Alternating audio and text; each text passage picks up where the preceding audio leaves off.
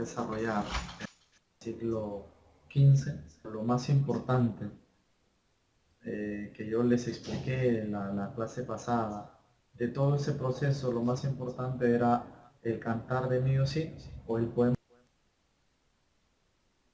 de Mío Cid y lo que es Jorge Manrique. Jorge Manrique con lo que es prácticamente ya el pre-renacimiento. El pre-renacimiento. Muy bien, jóvenes. La pregunta que yo les voy a hacer es si me escuchan muy bien o de repente tienen alguna interferencia. A ver, los que están conectados me escuchan perfectamente. Jaime, Piero, Sheila, Jacqueline.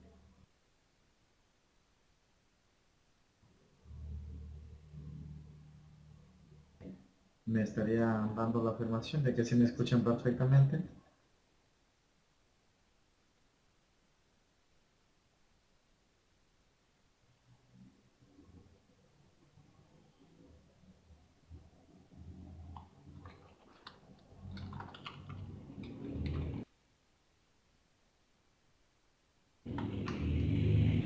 De oro de la literatura española, que prácticamente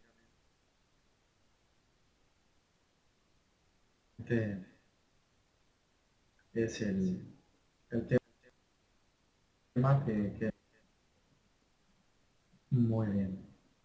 Ustedes pueden observar dentro de este tema se desarrollan tres géneros: la lírica, el teatro y la novela. En realidad en la Edad de Oro se practican o se conservan todos los géneros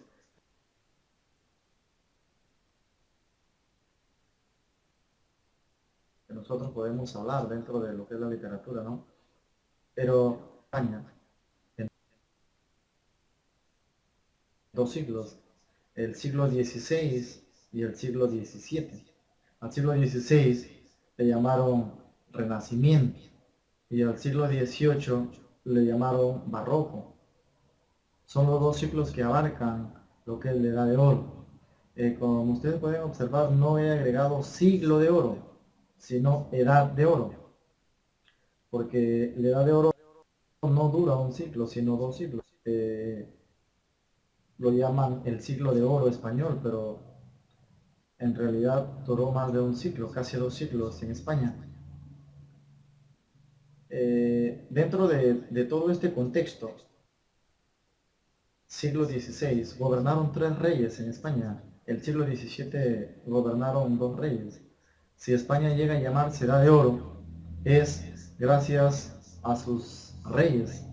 Por ejemplo, los reyes que gobernaron España, lo voy a mencionar: Carlos V o Carlos I, Felipe II, Felipe III, Felipe IV y Carlos II.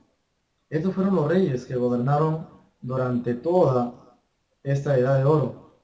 Gracias a estos reyes España llega a llamarse, ¿no? Ningún país del mundo como lo tiene España, ningún país del mundo como lo tuvo España en dos siglos, más de 20 genios: Tirso de Molina, Lope de Vega, San Juan de la Cruz, Calderón de la Barca, Garcilaso de la Vega, Fray Luis de León, entre otros. Entonces, si España en dos siglos, siglo XVI y siglo XVII, tiene más de 20 genios, Francia en dos siglos solamente llegó a tener un genio, que logró equipararse a la Edad de Oro en la literatura española. El único genio francés fue aquel que prácticamente describió de una manera, se puede decir, sarcástica, el siglo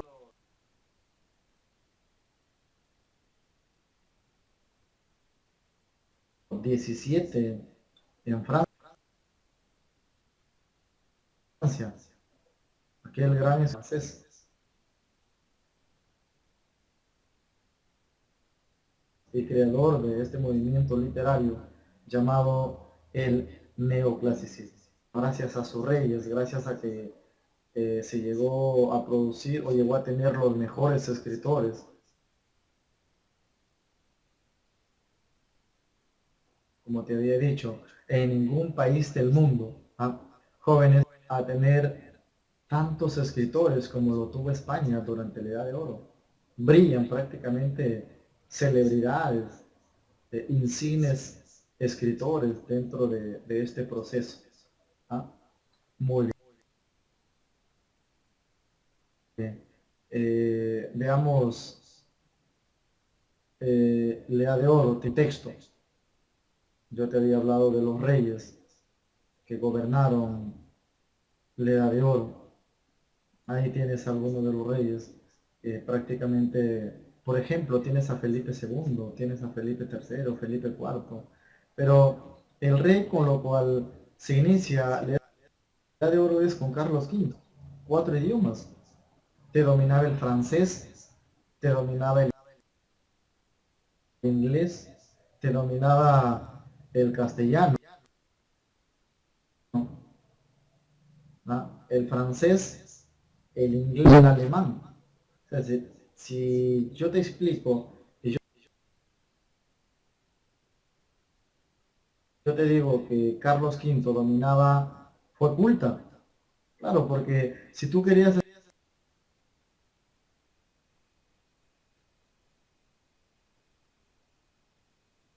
estar cerca del rey, mínimo deberías dominar 3 idiomas.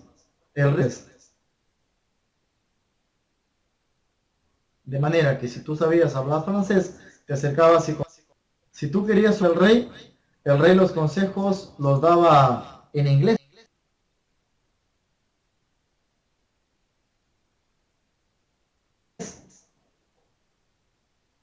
El rey iba a dar y otro idioma en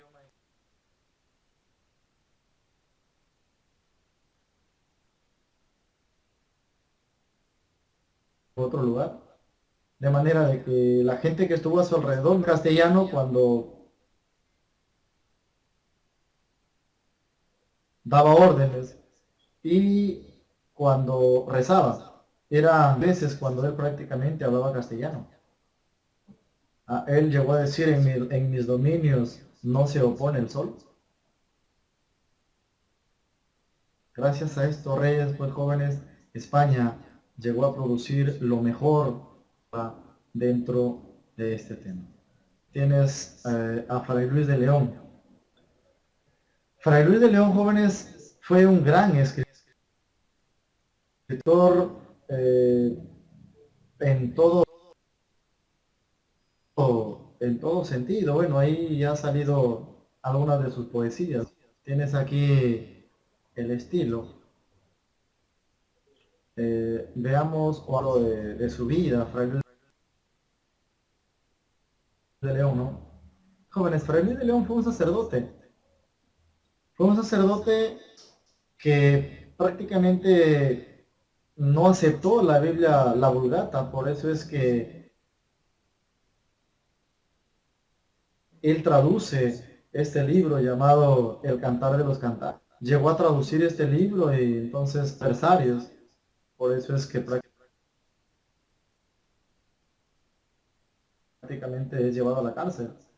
Es llevado a la cárcel en la Universidad de Salamanca. Dictaba teología y filosofía. Lo es llevado a la cárcel 5 años y en la cárcel escribiría su mejor libro en prosa que nos habla de los diversos nombres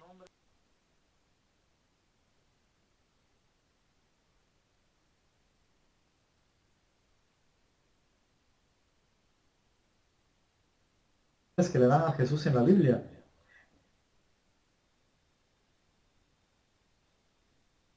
Fray Luis de León en la cárcel escribe ese libro a la orden de los agostinos. Fray Luis de León recibió la influencia de un poeta italiano calificativo llamado el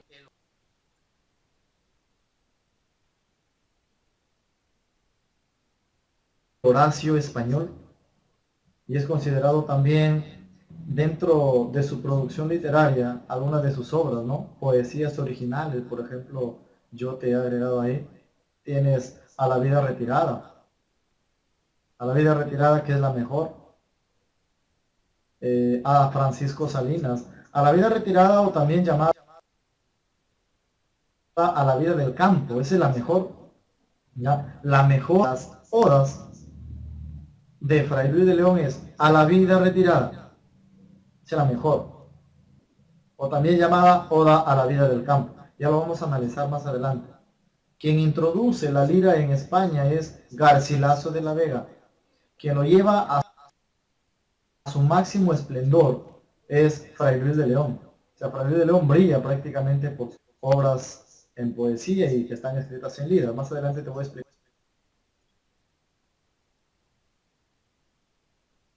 qué es una lira. A Francisco Salinas. De manera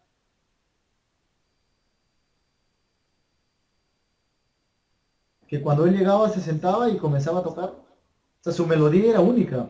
Por eso es que Fray Luis de León quiso inmortalizar a este músico, ¿no? Francisco Salinas, por eso es que ahí le escribe una oda. Dice, a Francisco Salinas.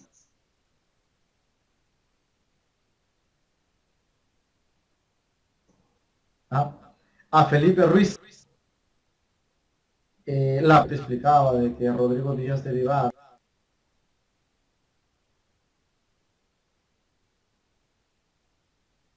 es perdonado por el rey a orillas de un río llamado Tajo. Entonces, un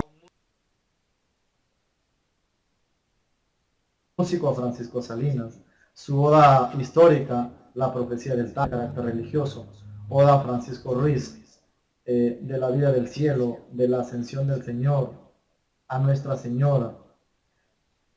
Bueno, en latín tienes ahí lo que te aparece en la pantalla. En prosa, que es también lo que él destacó, en prosa tiene traducción y declaración del Cantar de los Cantares.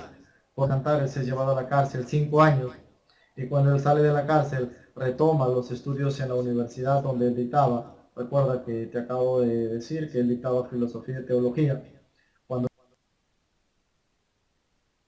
él sale de la cárcel, va a dictar lo primero que él dice es, como decíamos ayer, prácticamente lo inmortal examen de admisión en varias oportunidades, ¿no? En varias oportunidades hace una pregunta. Tienes otro libro, la exposición del libro de Job, La Perfecta Casada. La Perfecta Casada es que es un manual para las mujeres casadas de los nombres de Cristo. Traducciones al español, el libro de Job, el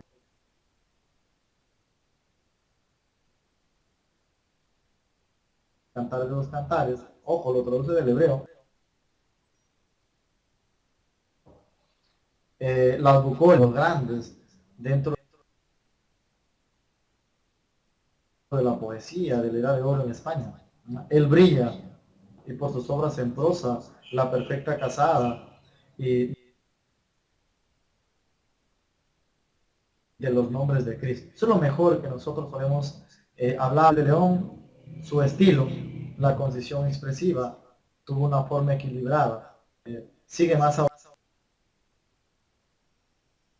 Horacio, recuerda su español. La lira joven es italiana. Quien lo introduce en España es Garcilaso de la Vega, pero quien lo lleva a su máxima expresión es Fray Luis de León. La lira es una estrofa casi única. Esta estrofa corta le permite desarrollar un discurso sentencioso y efectista. Sus temas predilectos, el Beatus Iri, o sea, la naturaleza ideal. Se da el elogio al mundo natural, evasión del alma al cielo, en anhelo a la vida y la sabiduría. Tienes toda la vida retirada, ¿ya? Ahí te voy a explicar, bueno, a un costado.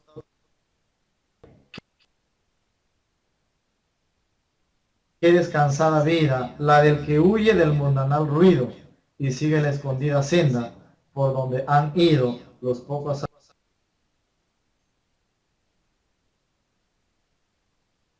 sabios que en este mundo han sido. Jóvenes, es una del mundanal ruido y sigue la escondida senda por donde han ido los pocos sabios que en este mundo. De manera que si tú vas a separar en sílabas esta poesía, 11, en el primer verso 7. Qué descansada vida, la del que huye del mundanal ruido y sigue la escondida, o sea, hasta ahí hay 7. La lira consta de 5 versos. La lira, la lira consta de 5 versos. Como tú puedes observar, este sería el verso número 1, el verso número 2, el verso número 3, el verso número 4 y el verso número 5. Perfecto.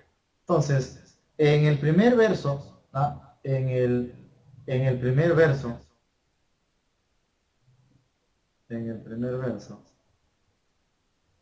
bueno, voy a subrayar hasta aquí, jóvenes, o hasta el puntito simplemente, o hasta ello. Ese es el primer verso. Hasta aquí el tercer verso, el cuarto verso y el verso prácticamente número 6.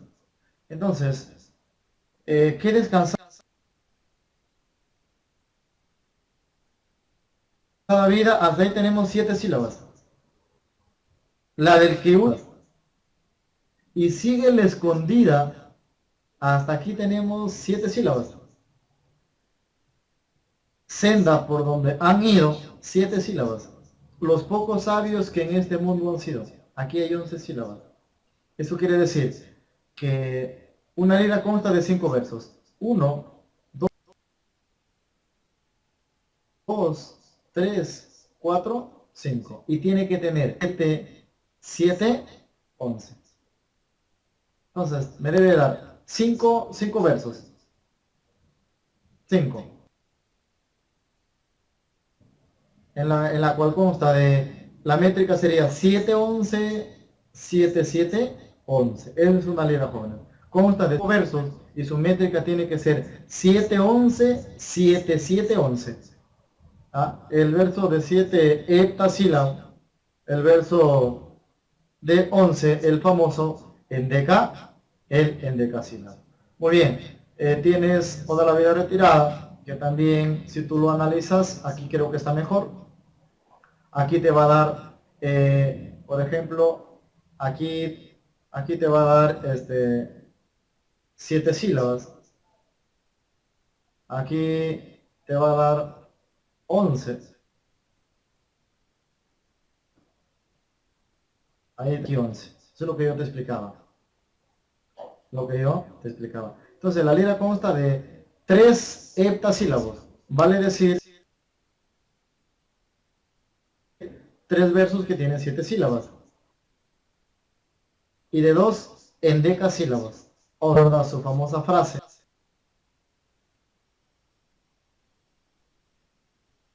Como decíamos ayer, que es lo más importante. Fue alumno, fue discípulo de Fray Luis de León. Hay unas diferencias que ya más adelante te voy a explicar con respecto a estos escritores. Nació en Fontiveros, de orden de Santa, o sea, fue religioso, así como Fray Luis de León. Su verdadero nombre es Juan de Yepes y Álvarez. San Juan de la Cruz, o digamos así, se creía un santo, ¿no? San. A cualquiera no se le dice San Juan de la Cruz. Estudió en Salamanca, en la universidad. Sus obras más conocidas son Noche Oscura del Alma, Cántico Espiritual, Llama de Amor Viva. entre otros. Estuvo en la cárcel también 8 meses. Recuerda que Fray Luis de León también estuvo en la cárcel, ya vas a ver las diferencias de estos dos escritores. De Quevedo, Villegas. Veamos la diferencia entre San Juan de la Cruz y Fray Luis de León. A ver, jóvenes, ahí tienes Fray Luis de León y San Juan de la Cruz.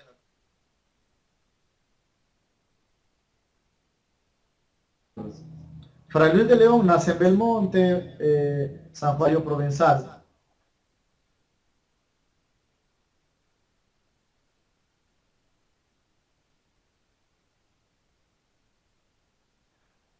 Fray Luis de León estudió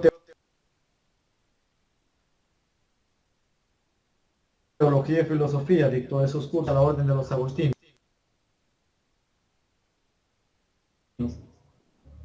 Sus obras más importantes de Fray Luis de León, de los nombres de Cristo a la vida retirada y la perfecta casada, sus 3 obras más importantes. Y lo más importante de San Juan de la Cruz, Cántico Espiritual, Noche Oscura del Alma. Entonces, estas son las diferencias que tú puedes, o semejanzas y diferencias que puedes encontrar. Fray Luis de León fue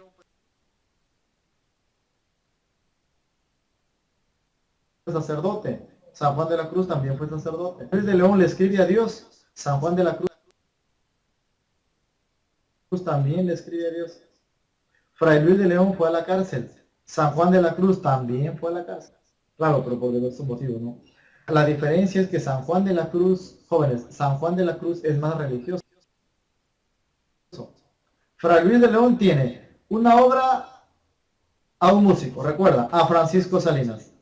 Tiene una obra para las mujeres casadas, La Perfecta. Tiene una obra histórica, La Profecía del Tajo. En cambio, San Juan de la Cruz es más puro, es más místico. Por eso es que la escuela que él cultiva es la escuela mística. Y la escuela de León es la salmantina. Ya te voy a explicar en un esquema estas escuelas de la edad. Muy bien, las diferencias que quería mostrarte simplemente con respecto a él. Ahora tienes a Francisco de Quevedo Villegas.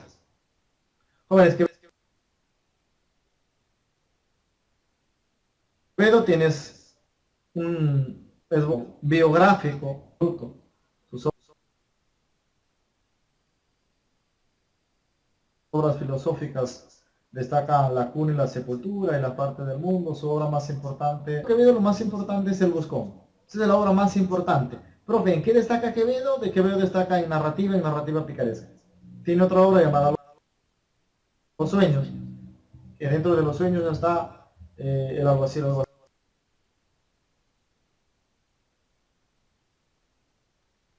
algacilado, el sueño de las calaveras.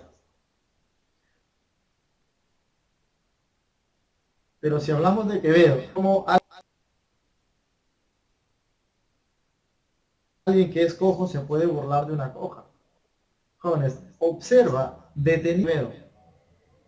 Ahí dice, Don Francisco de Quevedo. Observa detenidamente la foto, hijo. Tú te vas a dar cuenta de que los lentes de Quevedo no tienen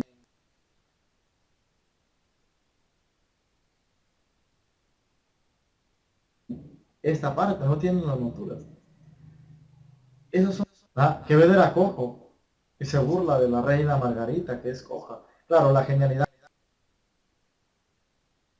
de Quevedo fue única, ¿no? Él se burla de Quevedo, pero mediante una poesía. La que Quevedo le habían invitado, la reina. Quevedo acude a esa reunión que se desarrolla con la reina. Quevedo llega. Era una celebridad que llegue Quevedo prácticamente a una fiesta. O sea, si Quevedo estaba en una fiesta era un honor. Es como el rey hubiese llegado. Quevedo, la reina Margarita, que era coja. Entonces invitan a Quevedo para que dé algunas palabras en el público. Quevedo acude pero habían tres especies, o sea, tres flores. Cuando él sube al estrado, coge, habían tres macetas y de cada macetita coge, Quevedo da todo un discurso, jóvenes. Ilustró a aquellas personas que estaban presentes y le dice un poema, ¿no? Quevedo se lució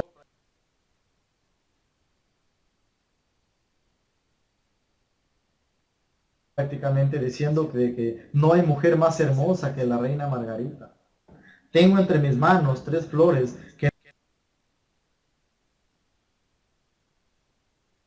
no se asemejan a la belleza de la reina Margarita. Cerca Quevedo y le dice, estas tres flores son tan hermosas que no se asemejan a la reina Margarita. Yo quisiera que la reina Margarita me ayude a escoger. Se acerca y Quevedo le dice, usted escoja. O sea, se acerca con las tres flores y le dice, usted escoja. Como puedes escuchar, insultabas al rey, prácticamente eras decapitado. O sea, Quevedo no subió al estrado y cogió de repente el micrófono entre los asistentes, dijo, coja, ¿no? Quevedo fue prácticamente un grande, un ínclito entre ellos, por eso es que llega a hacer todo ello, ¿no? Esto es una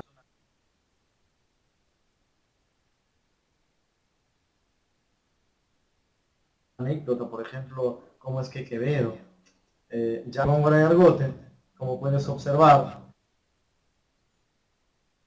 Córdoba, cambió su apellido es Luis de Argote y Góngora,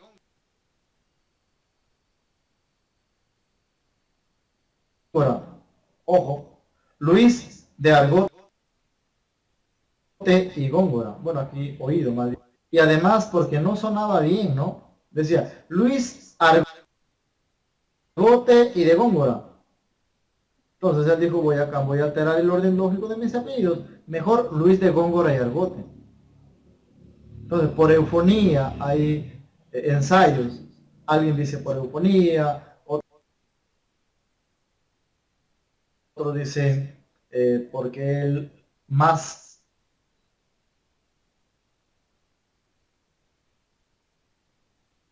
utilizó esta figura literaria llamada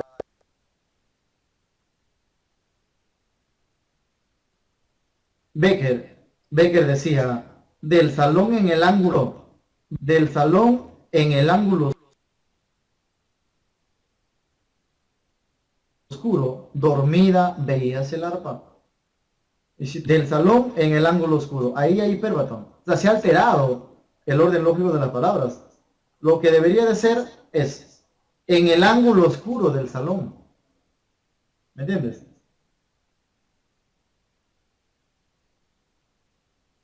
O sea, eso es lo que altera Góngora. 50 años de orden hacia la luz del lenguaje claro y sencillo, bueno, es su calificativo. El ángel de la luz, el ángel de las tinieblas.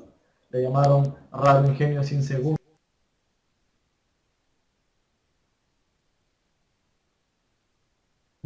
Ese calificativo lo recibe de Cervantes. Cervantes, en una obra, a don Luis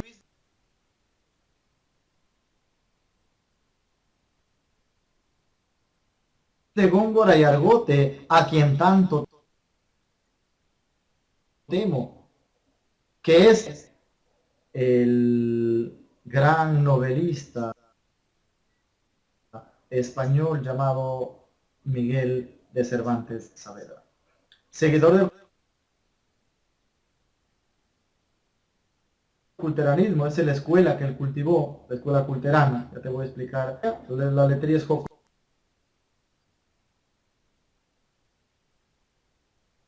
jocosa, la letría es burlesca, ojo, pero Góngora Jóvenes fue atacado, ¿no?, por Faría de Sousa y ciertos Son prácticamente añicos de la poesía, del efecto, como lo puedes observar. Su dificultad era que su nariz era muy grande. En realidad esa dificultad yo creo que no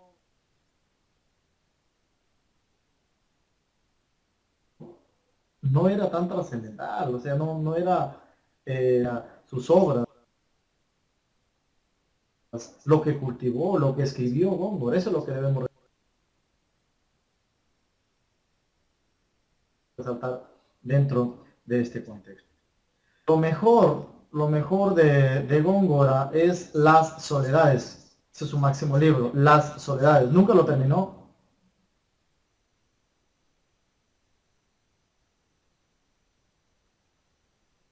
Como no terminó ese libro, Quevedo lo atacó. Claro, tú dirás, profe, pero yo recuerdo que a alguien le llamaron el lunarejo. Perfecto, campeón.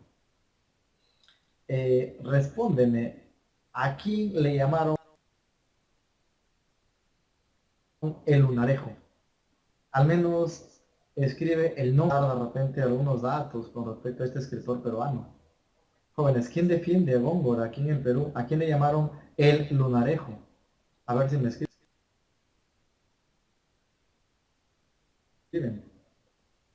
Isaí, Jaime, Pierre, Sheila, la clase de este tema le da de oro. ¿A quién le llamaron el lunarejo? Defiende a Góngora. O sea, el lunarejo es peruano. Defiende a Góngora. Escribe un libro apologético en favor de Don Luis de Góngora. Perfecto, ya. Espinosa. Juan Espinosa Medrano. Ah, muy bien. Juan Espinosa Medrano defiende a Góngora. Aquí hemos de hablar en la literatura peruana.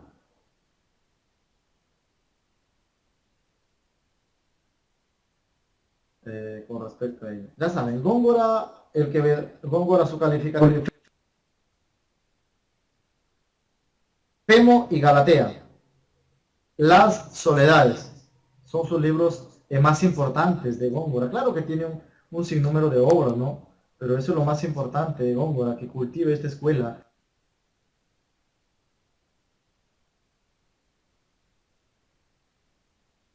llamada culterana.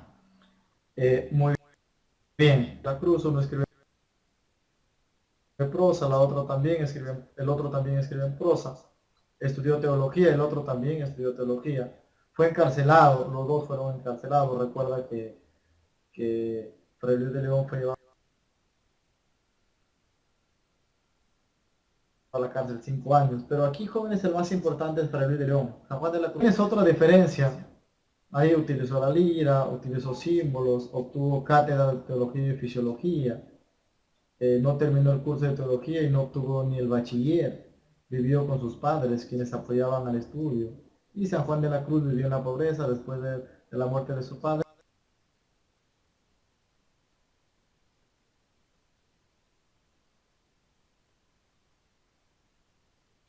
Y hermano, solo 3 años. Francisco de Quevedo cultiva la escuela concertista.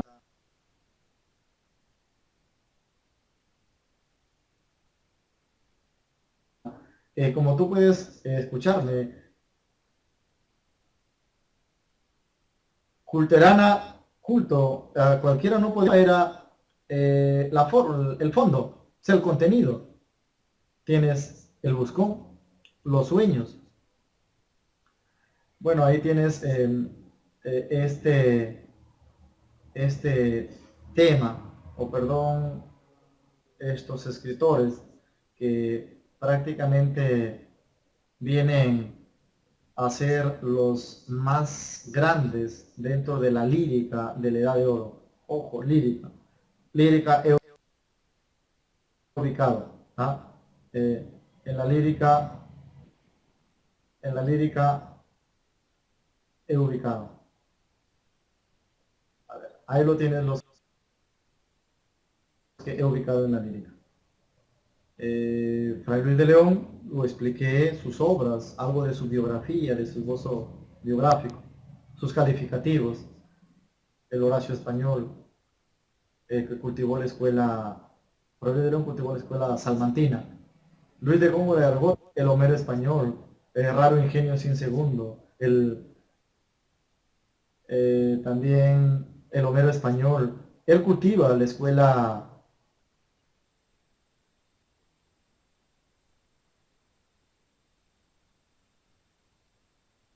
culterana. Francisco de Quevedo y Villegas, su máximo. Luis de León cultiva también una escuela. La escuela que él cultiva es la escuela mística. La escuela mística. Tienes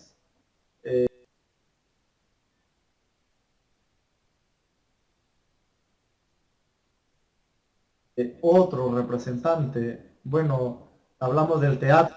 Los tres más grandes del teatro de la Edad de Oro. Los tres más grandes del teatro de la Edad de Oro son Pedro Calderón de la Barca,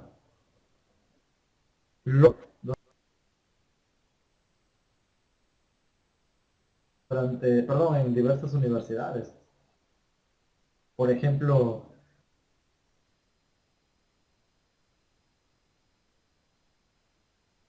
la San Marcos te preguntaba, ¿no? Te decía, ¿dónde la Barca y Lope de Vega? Son los tres más grandes del teatro. Jóvenes, para un esquema con respecto a la edad, o perdón, cómo es que el teatro llega a ser popular. ¿Cómo es que el teatro llega a ser popular? Debo de hacer todo un recorrido dentro de esto. Te debo de hablar algo de Calderón de la Barca, como tú puedes ver ahí, que ahí tienes algo de su biografía, prácticamente, ¿no? Lo más importante, ¿no? Es uno de los más importantes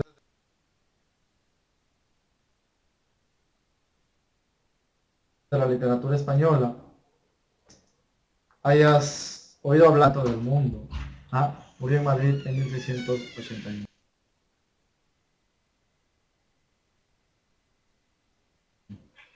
Vamos a utilizar, bueno, voy a utilizar la pizarra.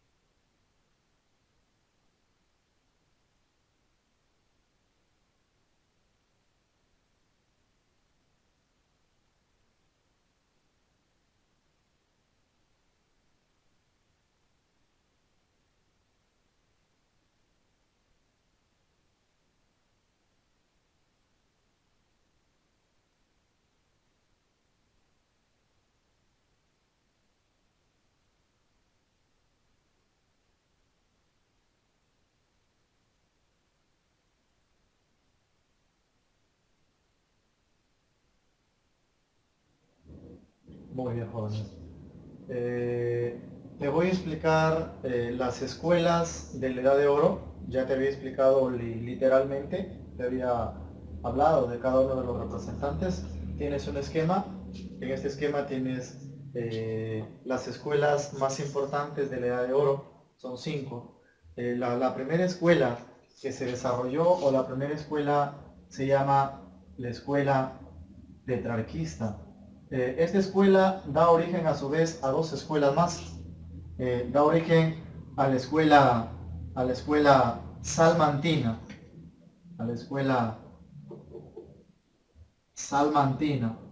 y a la escuela sevillana. Estas son las escuelas que derivan de la escuela petrarquista. De la escuela salmantina deriva otra escuela, la escuela conceptista, y de la escuela de la escuela sevillana deriva la escuela culterana. Sobre estos escritores ya yo te expliqué, ¿no? Ya yo te expliqué prácticamente con respecto a ello, la escuela petrarquista. Mira, jóvenes, la escuela petrarquista lo cultivó en España Garcilaso de la Vega, ¿no? Lo cultivó Garcilaso de la Vega. La escuela salmantina lo cultivó Fray Luis de León. La escuela sevillana lo cultivó Fernando de Herrera. Y la escuela conceptista tuvo Francisco de Quevedo y Villegas. Y la escuela culterana, que acabo de explicar, lo cultivó Luis de Góngora y Argote. ¿Entiendes? Como puedes observar,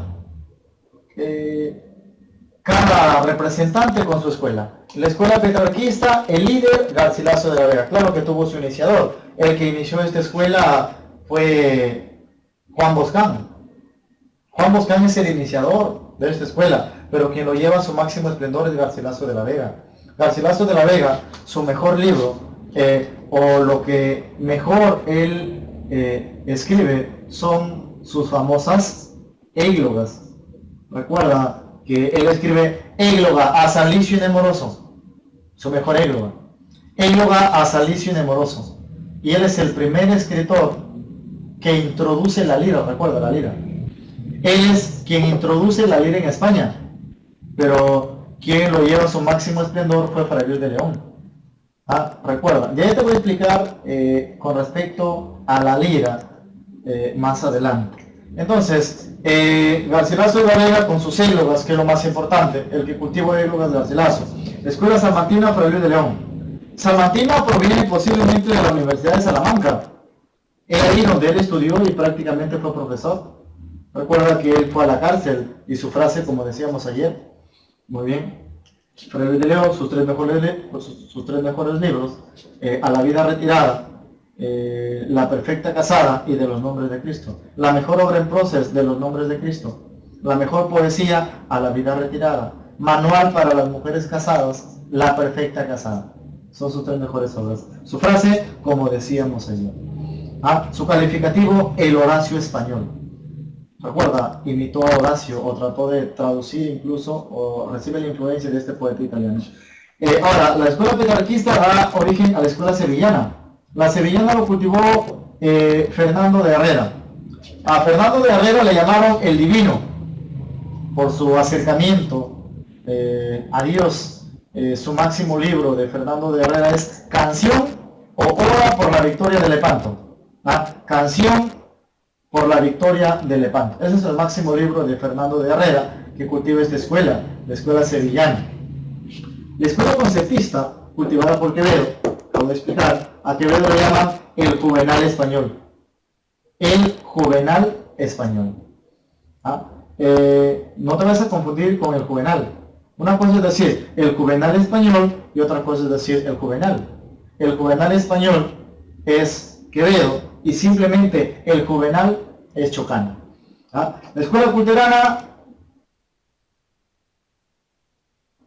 Góngora. Recuerda que Góngora tuvo varios adversarios. Uno atacó la poesía o atacó a Góngora.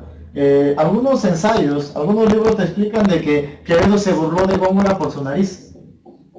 Recuerda que yo te expliqué, te dije su defecto era su nariz, ¿no? Entonces, ahí tienes, yo quería hacer este esquema para que me puedas entender las escuelas de la Edad de Oro. Estas son las mejores, la salmantina, la petrarquista o también llamada italiana, que da origen a su vez a dos escuelas, a la escuela salmantina y a la escuela sevillana.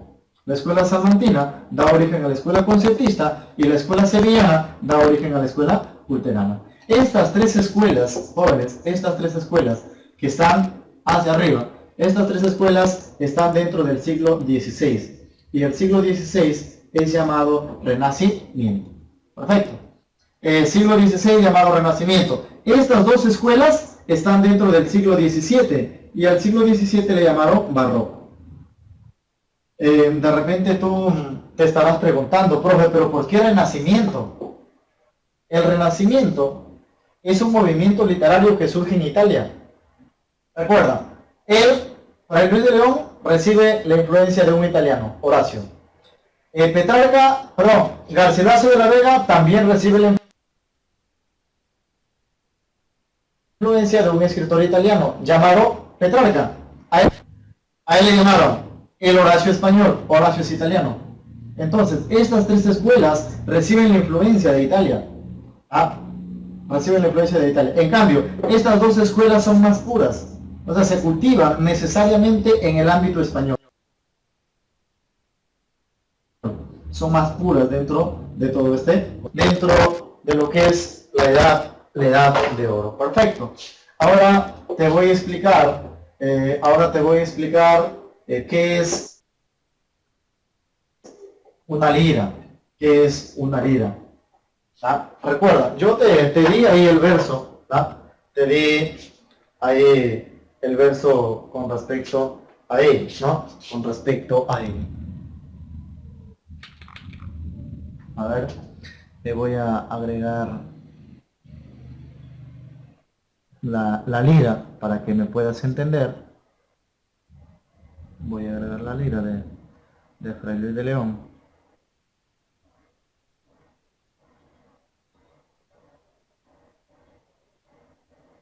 Muy bien, ahí lo tienes.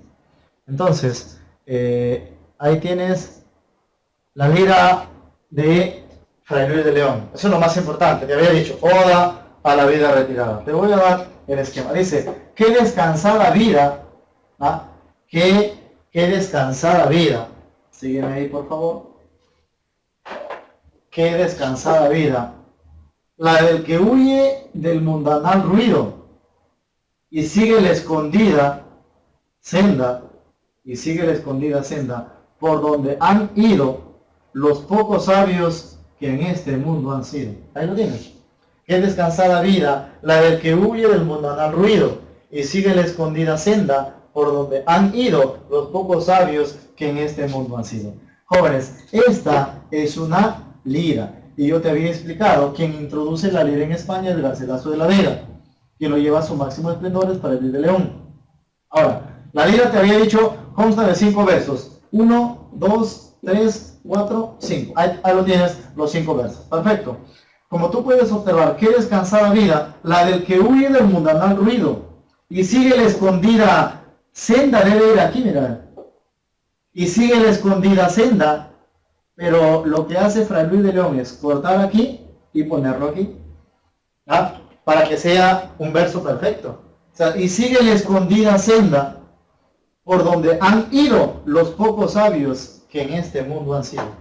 Esa es una lira. Esa es una lira. Profe, pero ¿por qué en vez de senda no agregó camino? Jóvenes, si agregaba camino ya prácticamente no era una lira. Yo te había dicho, aquí debe de dar 7, aquí me debe de dar 11, aquí me debe de dar 7, aquí 7 y aquí me debe de dar 11. Yo te dije, consta de 3 heptasílabos, 1, 2, 3, y de 2 endecasílabos, 1, 2.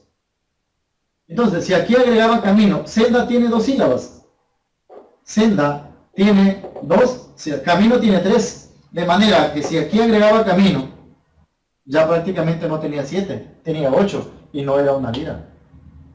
La regla es 7, 11, 7, 7, 11.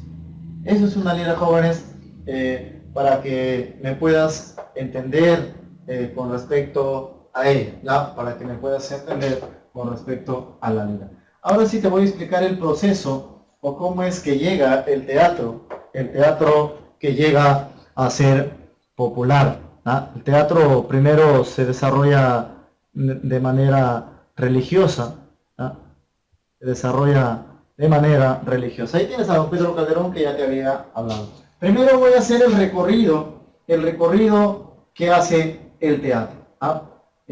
Tienes que observar lo que yo te voy a graficar aquí, ¿no? Muy bien, en primer lugar, voy a agregar por esta parte que el teatro, jóvenes, el teatro es de origen religioso, culto. Subraya esta característica, subrayamos. Profe, ¿es de carácter religioso? Sí. Si es de carácter religioso, entonces imagina que lo que yo tengo aquí, solamente esta parte,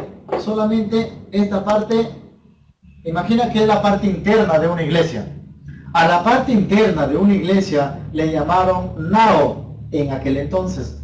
Y a la parte externa, o sea, a esto viene a ser el patio de la iglesia, en aquel entonces le llamaron atrio. Perfecto. Entonces, como el teatro es de origen religioso, y a la parte interna, si es de origen religioso, nace en las iglesias, como la parte interna de una iglesia le llamaron nada, el púlpito y todas las bancas, ¿ya? Me imagino que tú has ido a una iglesia.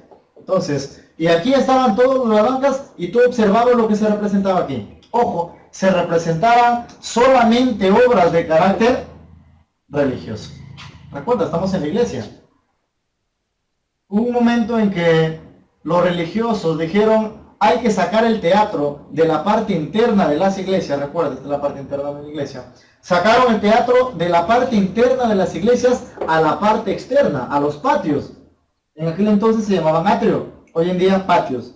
Por ejemplo, ingresaba por aquí la Virgen María, y etcétera, etcétera, y aquí había, por ejemplo, una representación. Profe, se representaba obras de carácter religioso, sigue siendo religioso. Y además sigue siendo culto. Aquí se representaba, por ejemplo, representación del nacimiento de nuestro Señor Jesucristo. ¿Dónde se representaba? Aquí. Perfecto.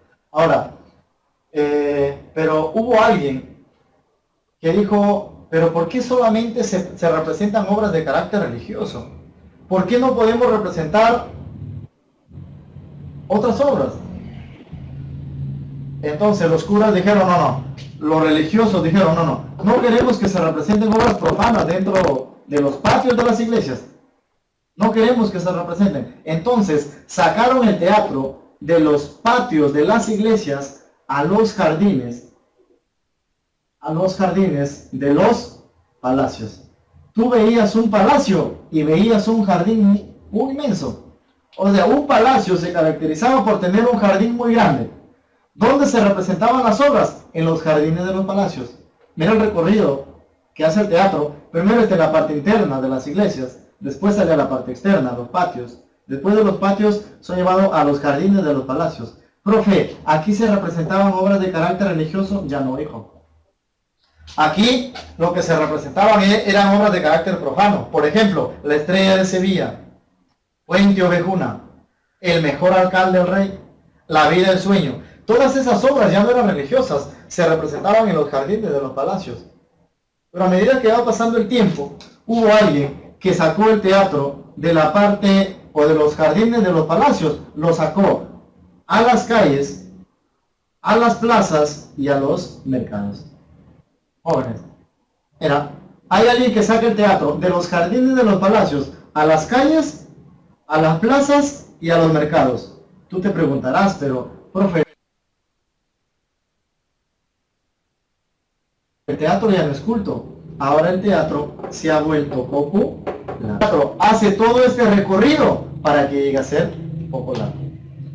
Yo quería que me expliques, quería explicarte perfectamente ello para que me puedas entender con respecto a los tres más grandes del teatro de la edad de oro. Jóvenes, ahí tienes el recorrido del teatro. Más en la parte interna, se van a los patios de las iglesias, de los patios de las iglesias, a los jardines de los palacios, y después de los jardines de los palacios prácticamente es sacado a las calles, a las plazas y a los mercados. Profe, ¿quién lo saca? López de Rueda.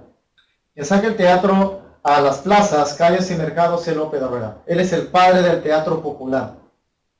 ¿Y quién cultivó el teatro popular? Félix Lope de Vega. Félix Lope de Vega. Voy a borrar esta parte para explicarte cómo es que el teatro, por ejemplo, este Imagina que era una calle, cerraban los dos extremos y aquí se hacía la representación de una obra. O sea, como esta es una calle, cierran los dos extremos y aquí se representaba una obra. Y toda la gente acudía a observar la representación de esa obra. Jóvenes, por primera vez en la historia nace en la mente del ser humano de hacer un balcón. Profe, ¿pero para qué? ¿Sabes para qué? Por ejemplo, si tu casa estaba aquí, tú hacías tu balcón. Ya no tenías necesidad de bajar o estar dentro de esta multitud. De tu balcón salías y observabas lo que se representaba. Es el propósito de que cuando alguien hace un balcón, para observar las representaciones que se representaban en las calles, ¿no? Claro, porque hoy en día de repente se da ello, ¿no? Cierran los dos extremos de una calle y hacen un baile. No se llama baile culto, se llama baile popular. Ese es el teatro, jóvenes, siendo culto, llega a ser popular. Bueno, ahí tienes a don Pedro Calderón de la Barca, ¿no?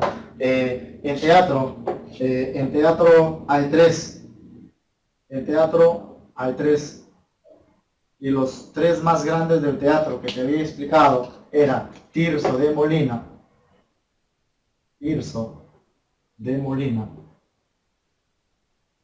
Lope de Vega, es el mejor, Lope de Vega, y Calderón de la Barca. Calderón de la Barca. Bueno, aquí Calderón de la Barca. Estos son los tres más grandes del teatro. Tirso de Molina, él prácticamente crea un personaje mujeriego llamado Don Juan. Recuerda que aquellas personas que son muy mujeriegas se le llama Don Juan. Él crea el personaje Don Juan, pero quien lo lleva a su máximo esplendor es José Zorrilla Moral, con un libro llamado Don Juan Tenorio, donde crea ese personaje mujeriego llamado Don Juan, Tirso de Molina. Este no es su verdadero nombre, este es un seudónimo que él utiliza. Su verdadero nombre es Fray Gabriel Telles.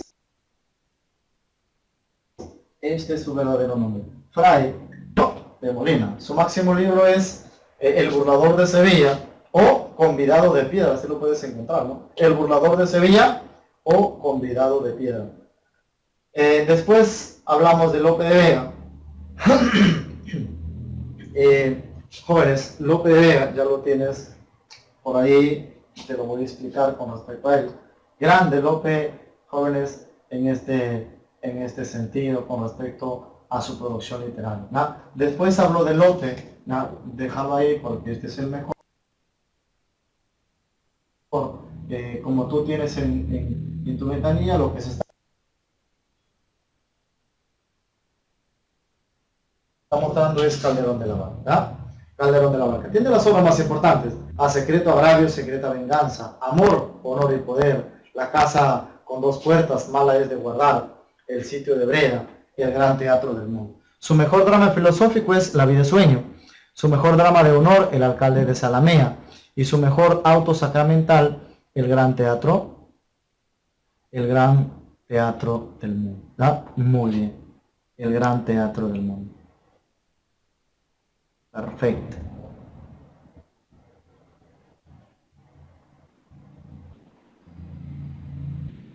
El gran teatro del mundo.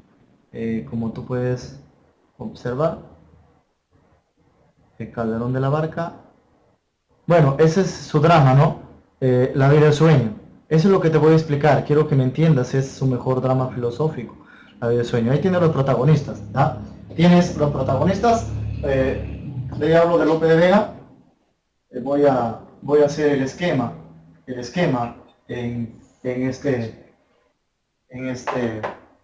perdón, lo que tú tienes. La vida y el sueño. Los protagonistas, quiero que le des una miradita y por favor ve las designaciones que tú tienes ahí para que me puedas entender. Para que me puedas entender.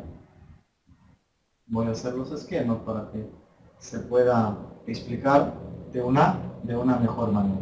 Muy bien. Esta es la vida de sueño, jóvenes. La vida de sueño. En esto se puede resumir todo lo que tú tienes ahí. Tiene los protagonistas, ¿no? Cuando yo agrego esto, estoy hablando de un rey. El rey de Polonia.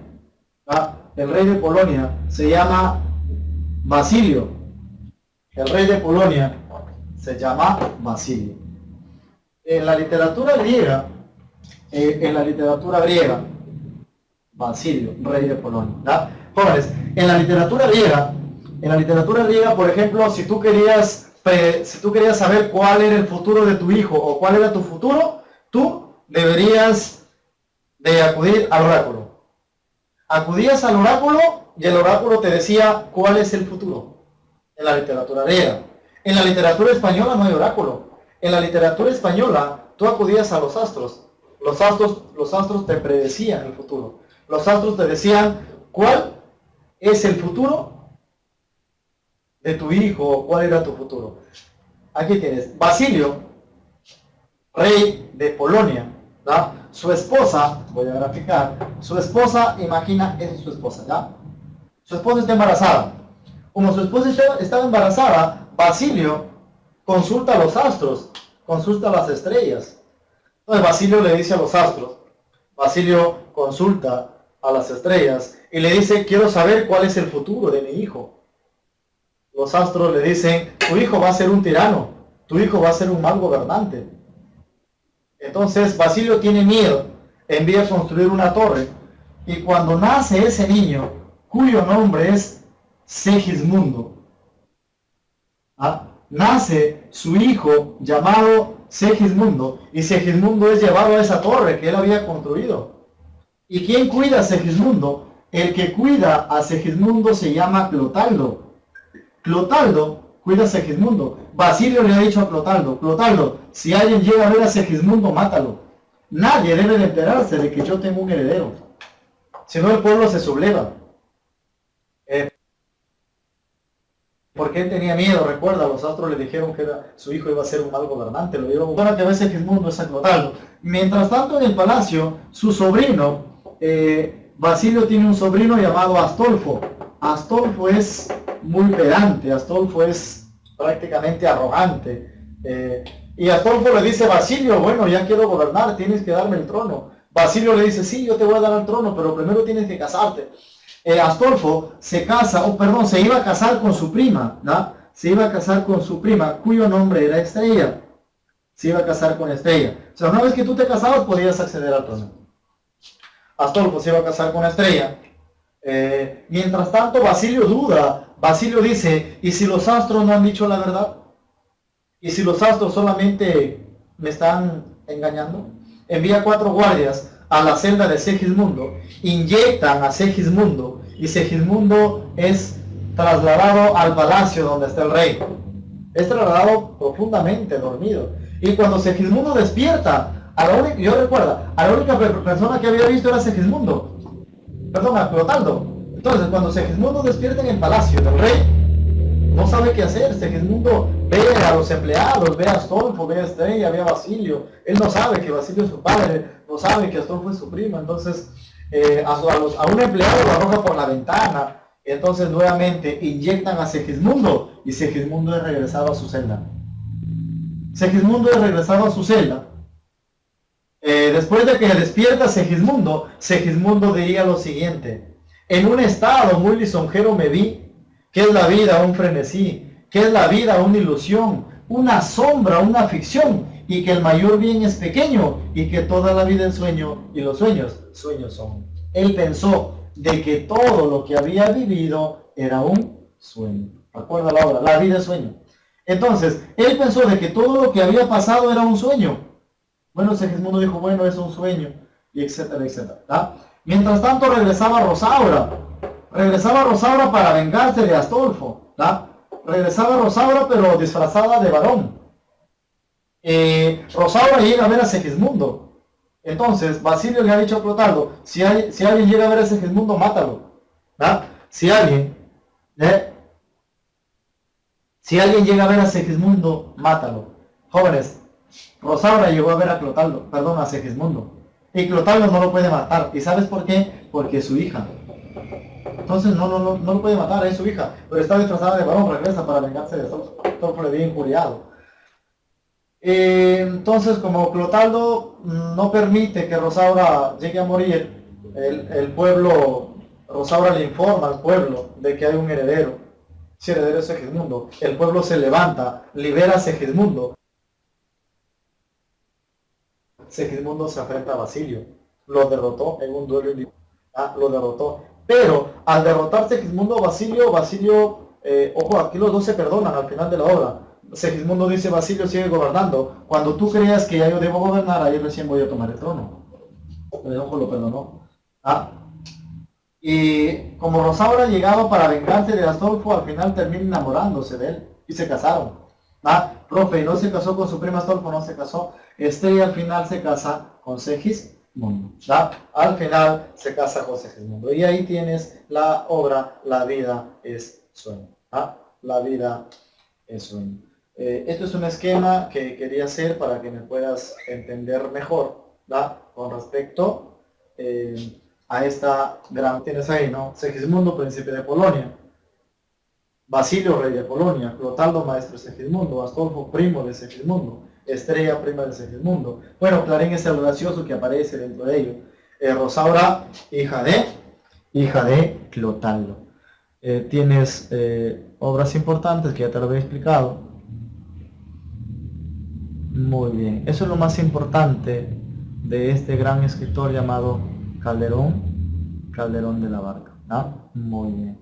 Bueno, tienes el mejor, ¿no? Lope de Vega.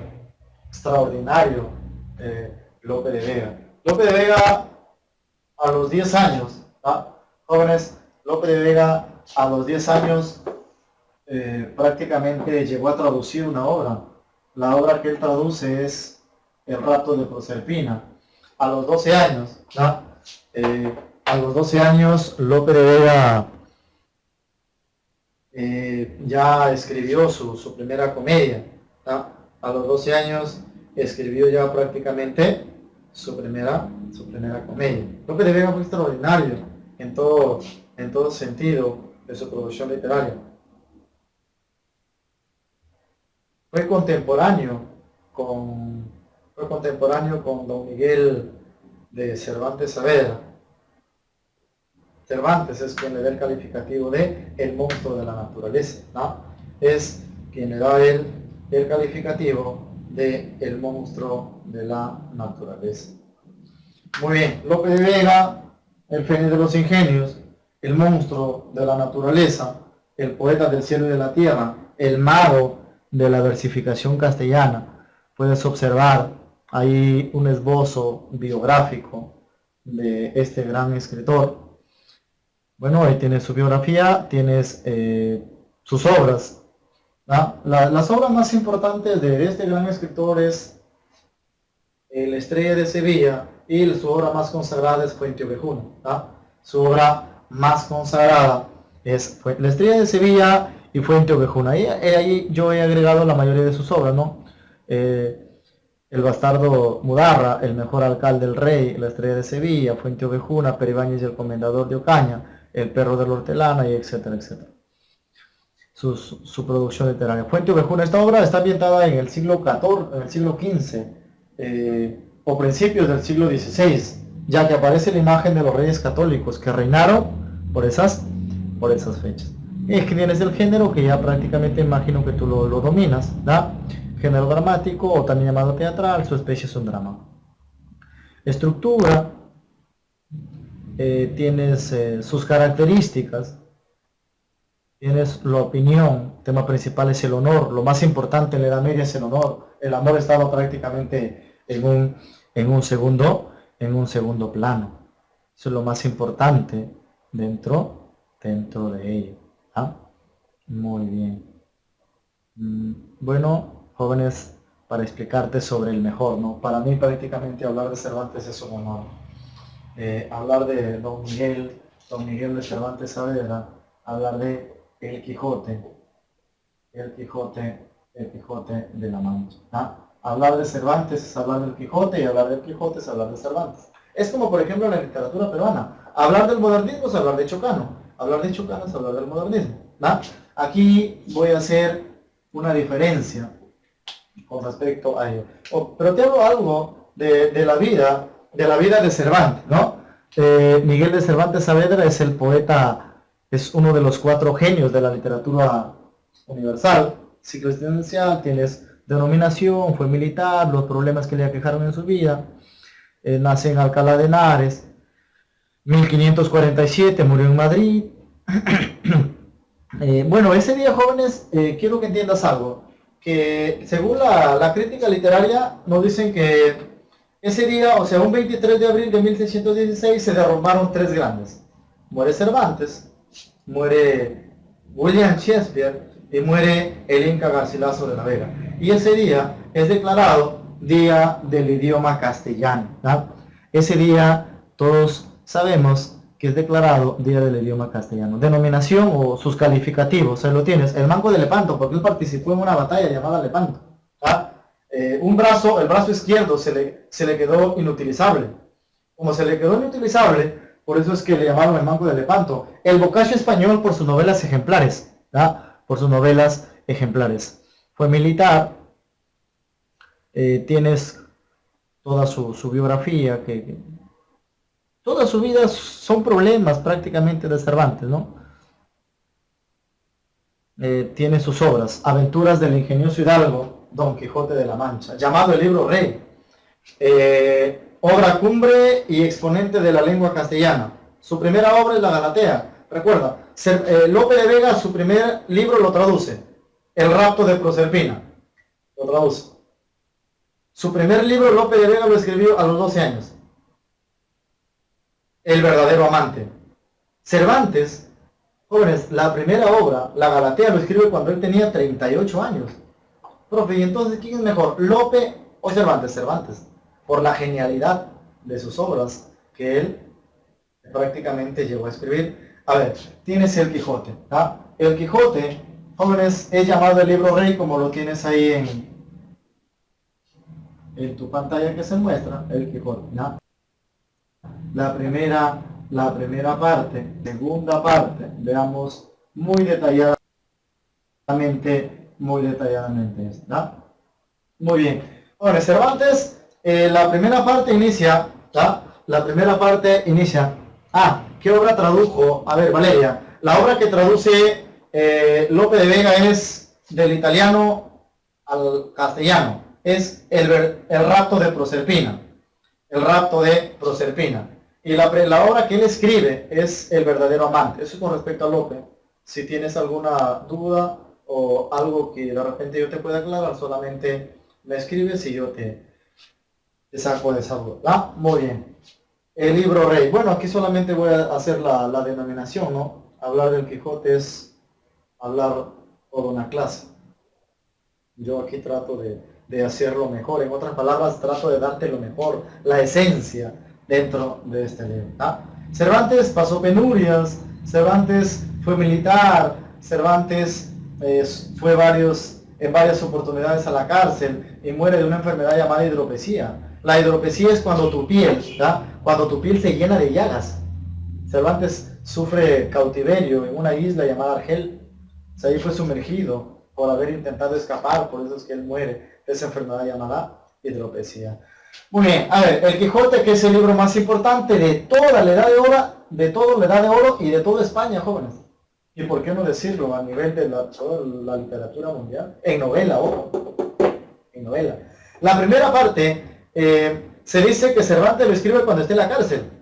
Cervantes dice lo siguiente: en un lugar de la Mancha de cuyo nombre no quiero acordarme. Ojo, en un lugar de la Mancha de cuyo nombre no quiero acordarme. O sea, Cervantes estaba en la cárcel. Por eso es que él dice, en un lugar de la Mancha de cuyo nombre no quiero acordarme. Claro, la cárcel es terrible, ¿no? No, pero si ahora hablamos, profe, pero Fujimori tiene una cárcel bonita. Bueno, hay privilegios. Y ahí entramos a tallar en otros temas, jóvenes. La primera parte Cervantes lo publicó en este año, ¿verdad? Lo publicó en 1605. Profe, ¿cuántos años tenía cuando publica la primera parte? Él tenía 58 años. Tenía 58 años cuando él publica la primera parte, 1605. Consta de 52 capítulos. la primera parte. Ojo, la primera parte, 1605, consta de 52 capítulos. ¿Ah? ¿A quién lo dedicó? Lo dedicó al duque de Béjar, al duque de Béjar. Le dedicó al duque de Béjar la primera parte en 1605, consta de 52 capítulos. Profe, ¿cuántas salidas tiene el Quijote? En la primera parte tiene 2 salidas. La primera sale solo y la segunda pues sale ya con su escudero llamado Sancho Panza. ¿Da? La primera parte, 1605, consta de 52 capítulos, dedicado al duque de Béjar. Ya te explico por qué es dedicado. Salidas 2, la primera es cuando sale solo y la segunda sale con su escudero llamado Sancho Panza. ¿Da? Perfecto. El título es El ingenioso hidalgo Don Quijote de la Mancha. ¿Ah? El ingenioso hidalgo Don Quijote de la Mancha. Muy bien, se publicó la primera parte. ¿Da? Jóvenes, como se publica la primera parte, ¿da? Imagina que, bueno, te voy a mostrar ello. Imagina que esto es el Quijote. ¿Ah? O sea, se publica El ingenioso hidalgo Don Quijote de la Mancha, tomo 1. Se publicó. Pero todo el mundo, ¿da? Todo el mundo leía,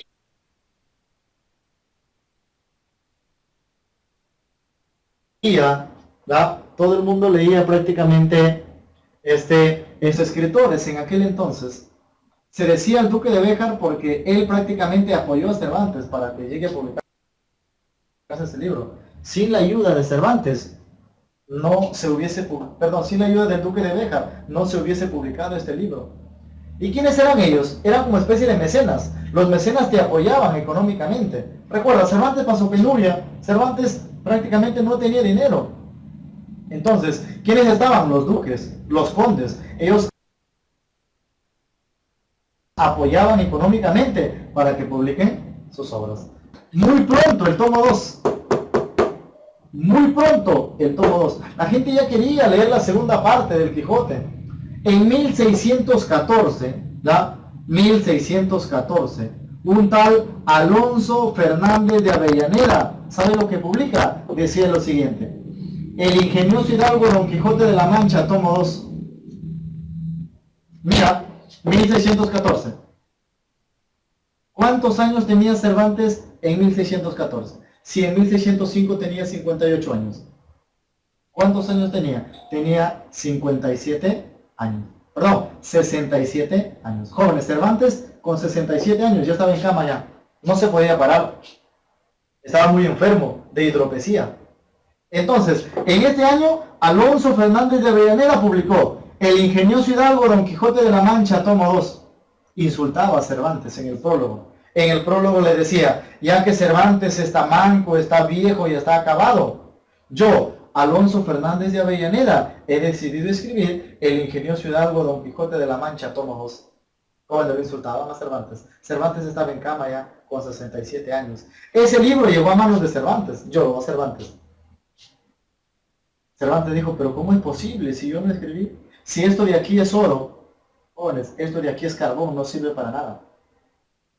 Cervantes, 1614. Entonces, un año más tarde, 1615, se produce el milagro. 1615, jóvenes, se publica la segunda parte del ingenioso hidalgo Don Quijote de la Mancha. Consta, profe, ¿de cuántos capítulos? Consta, si este tiene 52, este tiene 74 capítulos. No sé si escuchaste en esto decir que nunca la segunda parte superó a la primera. El Quijote es lo contrario. Ahora, el Quijote es lo contrario. La segunda parte superó a la primera. 74 capítulos. ¿A quién lo dedicó? Lo dedicó al conde de Lemos.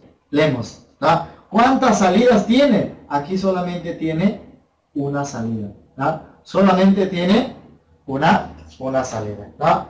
Perfecto.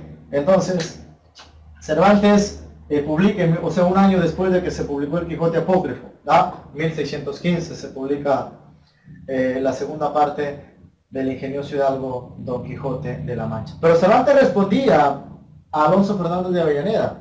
¿Ah? Él lo respondía. ¿Y sabe lo que le decía? Él le decía, viejo estoy, es cierto. Se le respondía, recuerda. Alonso Fernández le decía, manco, viejo y acabado. Cervantes le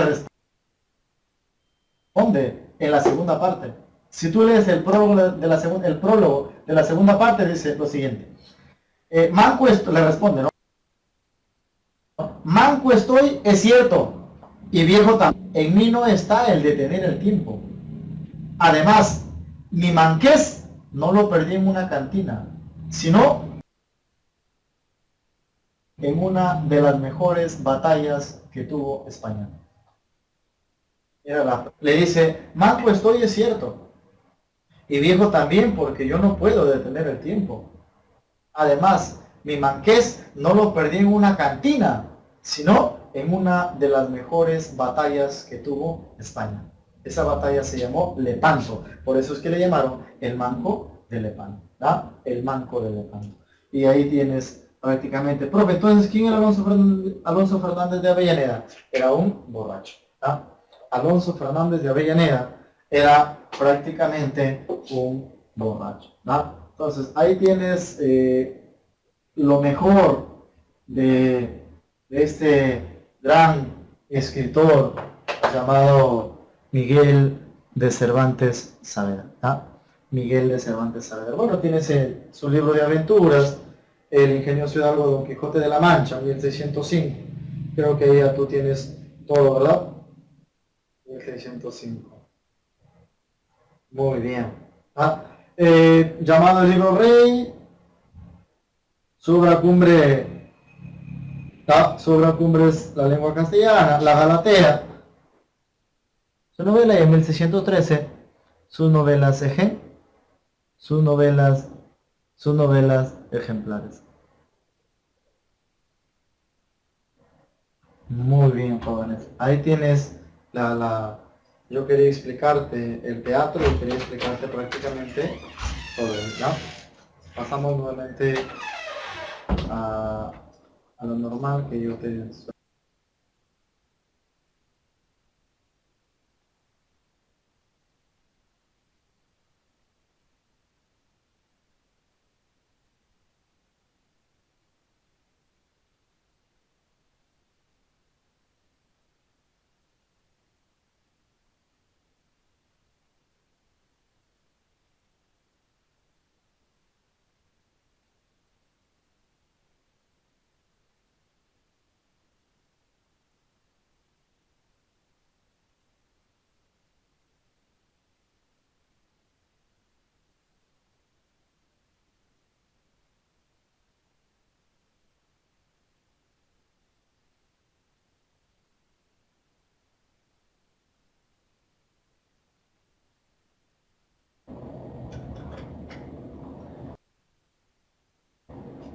Muy bien, explicar en la pizarra. Bueno, a ver, para continuar con respecto a ello, tienes la novela consta de dos partes, eso es lo que yo te había explicado. Quería que la primera parte, 52 capítulos, fue publicada en 1605, está dedicada al duque de Béjar. La segunda parte, El ingenioso caballero Don Quijote de la Mancha, 1615, el título original, ¿no? Segunda parte del ingenioso caballero Don Quijote de la Mancha. Cuenta de 74 capítulos, del cual Conde de Lemos. Recuerda, en este año aparece la obra apócrifa de un tal Alonso Fernández de Avellaneda. Se impulsó a Cervantes para que pueda publicar la segunda parte. Bueno, tiene la primera parte, ¿no? Dice, en un lugar de la Mancha, de cuyo nombre no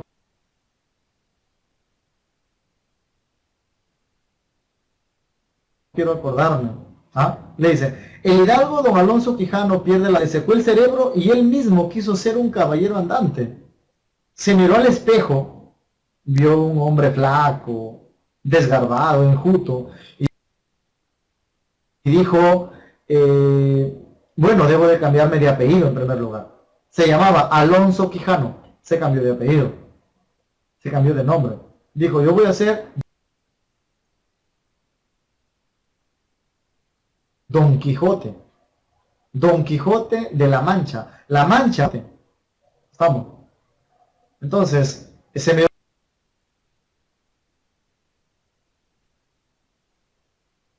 al espejo y dijo, bueno, yo soy Don Quijote de la Mancha.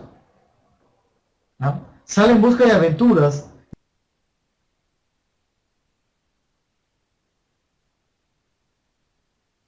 Llega a una venta. ¿No? Entonces, y monta su caballo, ¿no? Llamado Rocinante, que era un caballo que prácticamente ya se caía. Y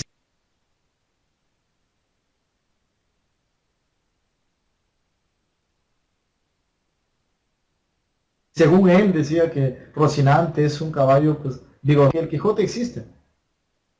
¿Ah? Era una campesina llamada Aldonza Lorenzo. Pero como Cervantes estaba enamorado, perdón, el Quijote estaba enamorado de Aldonza Lorenzo, pone Dulcinea del Toboso. Dulcinea del Toboso, una dama incumbre. La aventura de una posada que según él creó. Ahí el Quijote fue molido a palos por un arriero de mulas. ¿Ah? Por un arriero de mulas. Profe, ¿por qué es molido a palos? Cervantes ve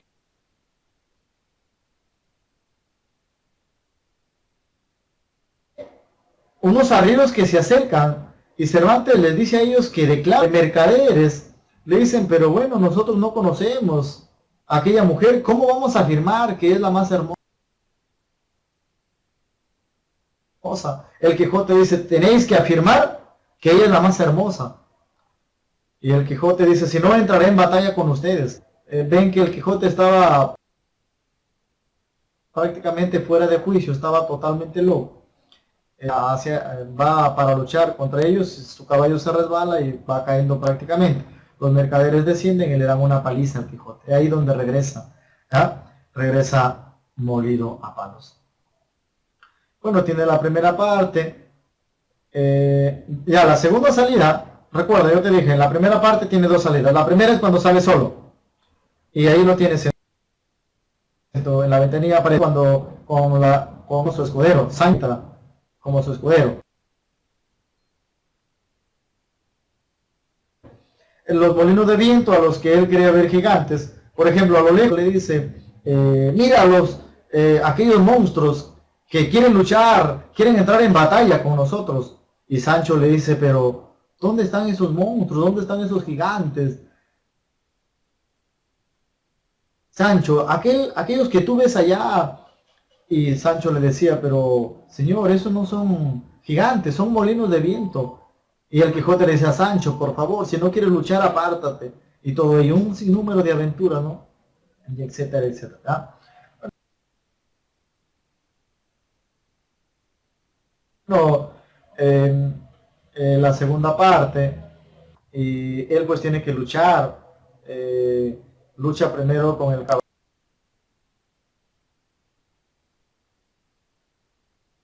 caballero de la Blanca Luna. El caballero de la Blanca Luna le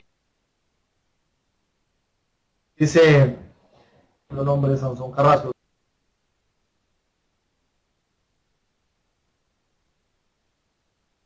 el caballero de los espejos, lo tienes ahí.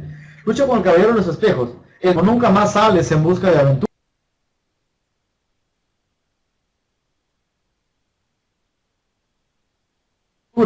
El Quijote dice, está bien, y comienzan a luchar. Pero el Quijote era su vecino, Sansón Carrasco. Lo que quería era derrotar al Quijote, el Quijote que regrese a casa y nunca más haga de sus aventuras. Pero en el segundo duelo, gana el caballero de la Blanca Luna, lo derrotó. Entonces el Quijote vuelve a casa, prácticamente con una fiebre muy alta y recobra la razón. Sancho le fue fiel hasta el final, jóvenes, al Quijote de la Mancha. Sus obras narrativas, tiene La Gitanilla. Bueno, esas son sus novelas ejemplares. Novelas ejemplares. La Gitanilla, El celoso extremeño, La fuerza de la sangre. Son 12 novelas ejemplares en las cuales hay una que se le atribuye. La que se le atribuye, la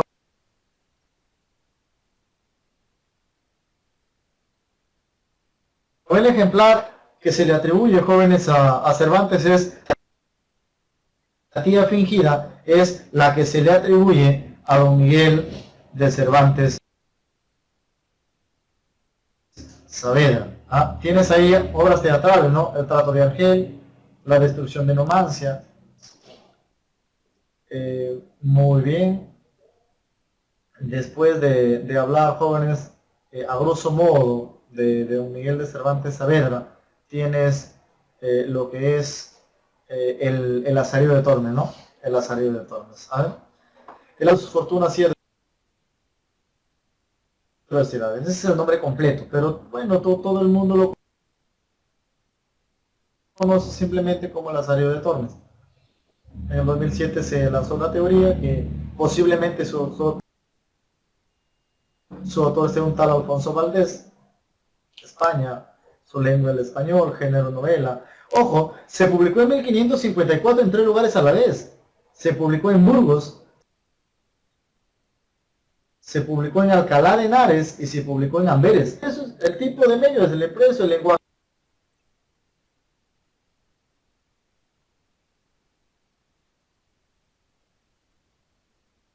sencillo, es popular, estilo humor satírico. Una precursora, esta fue una pregunta clave en los exámenes, es considerada precursora de la novela picaresca.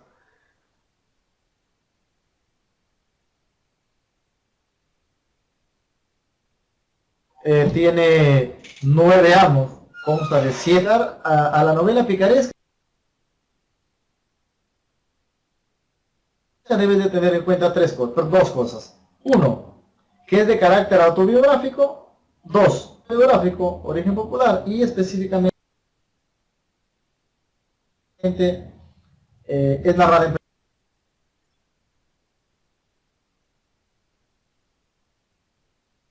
primera persona. O sea, son las 3 características principales importantes de ello.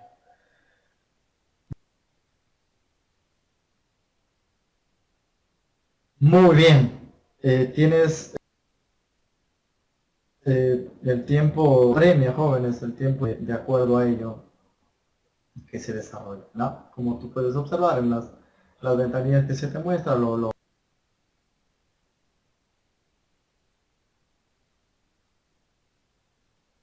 más importante de, ¿ah?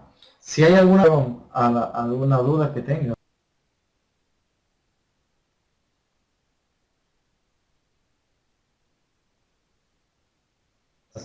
antes de pasar a la práctica. A ver, voy a reiterar a la salmantina y la sevillana. De la salmantina deriva a la concertista y de la sevillana a la culterana. Ya lo explicamos perfectamente. En teatro hay 3. Tirso de Molina, con su obra El burlador de Sevilla. Lope de Vega, con sus obras más importantes, Fuente Ovejuna, que trata sobre el honor colectivo, y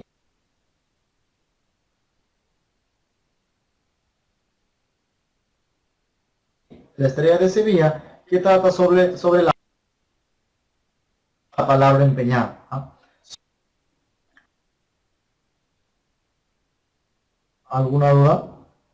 Brandon, Frank, Isaí, Karina, Luzmila, Michelle, Sheila, Valeria, Jacqueline. Para poder ya pasar a la práctica y poder desarrollar unas preguntas con respecto al tema que se ha entendido.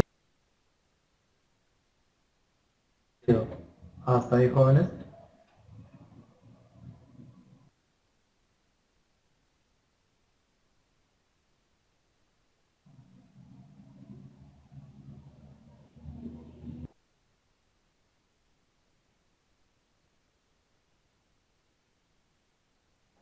Michelle, Brandon, Frank, Isaí.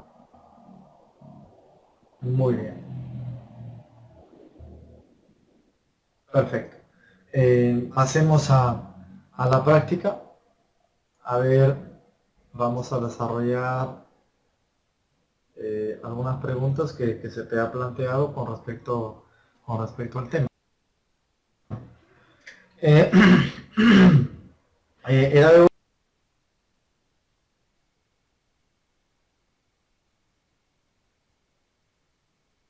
oro de la lírica griega. ¿No? La escuela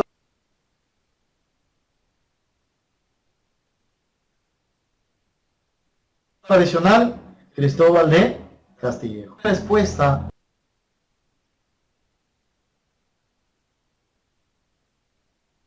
tú le das a esta escuela.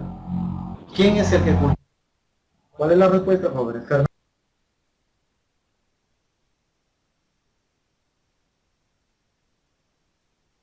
Fernando de Herrera, Garcilaso de la Vega, Fray Luis de León. Sus respuestas.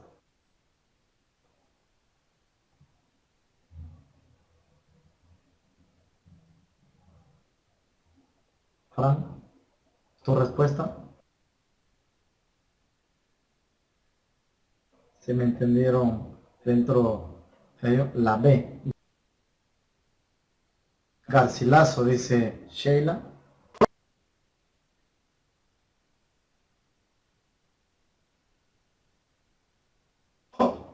Garcilaso de la Vega. Muy bien. La hicieron un calificativo incluso a Garcilaso de la Vega.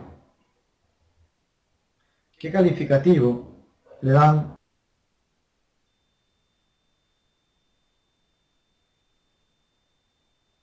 a Garcilaso de la Vega? ¿Cómo se llamó ese poeta? A ver si me escribes.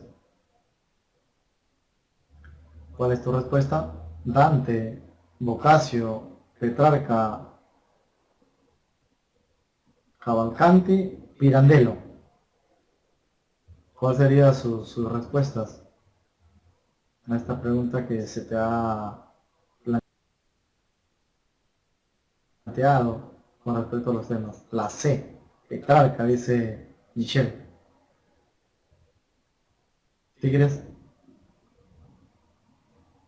bellezas,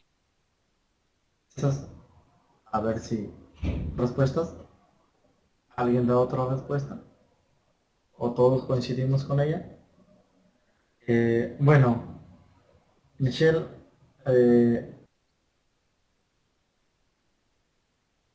has dado con la respuesta correcta, que recibe influencia recibe influencia de Petrarca. Muy bien, ahí lo tienes. La C, muy bien.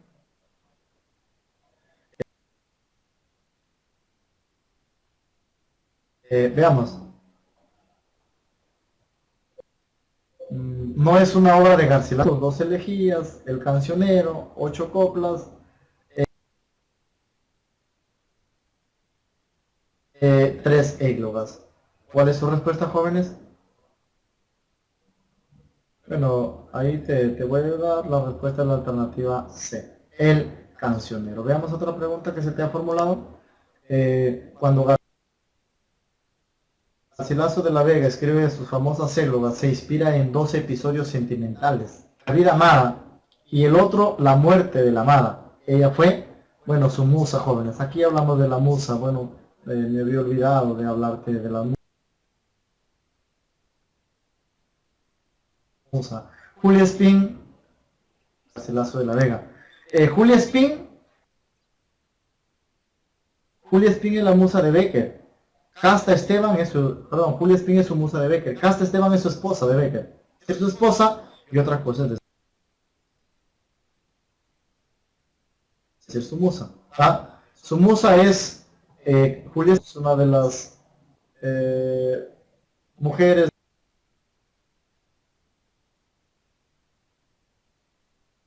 de Lope de Vega y la obra de Nobel es de Francisco Petrarca. Preguntas muy sencillas con respecto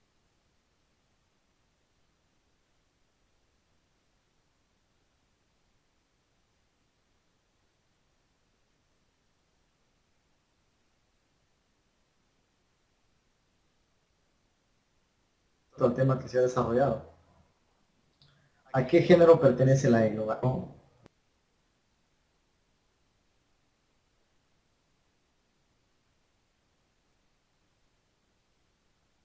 y égloga. Esa es la respuesta correcta, ¿no? Veamos otra, pero prácticamente lo cambia de nombre dentro de su obra. Cuando te dicen la amada idealizada del Petrarca español se cubrió bajo los nombres que Eutea, Galatea y Elisa. Estos son los nombres que utiliza la Vega para explicarte sobre su musa. Veamos con otra pregunta. A ver, jóvenes, si. Bueno, la elegía es una especie incaica. La elegía es una especie española. La elegía expresa dolor cuando tú pierdes un ser querido.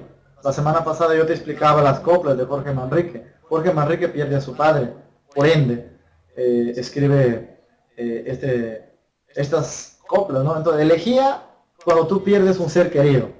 Es una especie española. El ayataki es una especie incaica que también expresa tristeza, dolor cuando muere alguien. El ayataki era un canto que hacían los incas cuando alguien moría. La égloga tiene que ver con la vida del campo. Égloga es Garcilaso. Égloga a Salicio y Nemoroso. Entonces la relación es la siguiente. Elegía con ayataki. Las dos, una es incaica y la otra es española.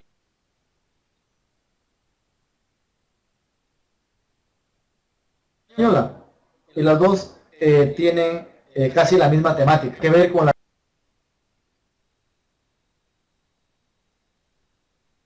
vida del campo. Jóvenes, su respuesta. Hay Moray, el Urpi, a ver, ahí es Cacharpare, ¿ya? El Cacharpare o el Huacantaqui.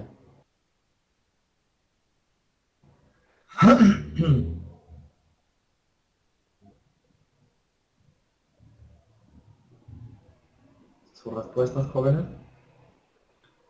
Bueno, en este caso, la respuesta a esta pregunta sería el Aymoray, jóvenes. El Aymoray. El Aymoray es un canto para pedir buenas cosechas.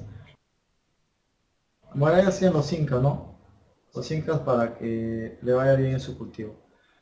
Muy bien, a ver, otra pregunta con respecto al tema. Más dura que mármol a mis quejas, y al encendido fuego en dura que mármol a mis quejas y al encendido fuego en que me quemo, más helada que la nieve Galatea.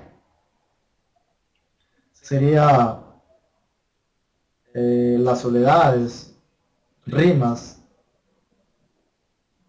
coplas, églogas. Bueno, Valeria nos dice la A como respuesta. Jean-Pierre, Luzmil, ¿cuáles serían sus respuestas a esta pregunta que se le ha formulado? La A, ya, bueno, Valeria dice las soledades. Te explico, ese verso le pertenece a Garcilaso de la Vega. Ese verso le pertenece a Garcilaso de la Vega. Si le pertenece a Garcilaso de la Vega, la respuesta correcta que nosotros deberíamos de dar es la E. Son églogas que él escribe. Esto está muy fácil. No. Fray Luis de León representa qué escuela poética. Ahí está. Sheila, la B, claro. La escuela salmantina, muy bien. Fray Luis de León, la escuela salmantina. Excluido, jóvenes. Con respecto a ello, ¿cuál debemos excluir? Ahí nos dan 4 obras de un autor y una que no les tiene cerca, Profecía del Tajo y Ande yo caliente. A ver si me dan sus respuestas, jóvenes, de la pregunta número 10. ¿Cuál sería el término excluido?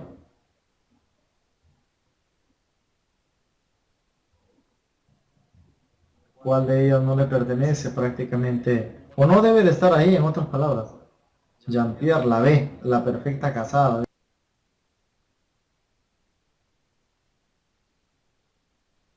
Ese Jean-Pierre.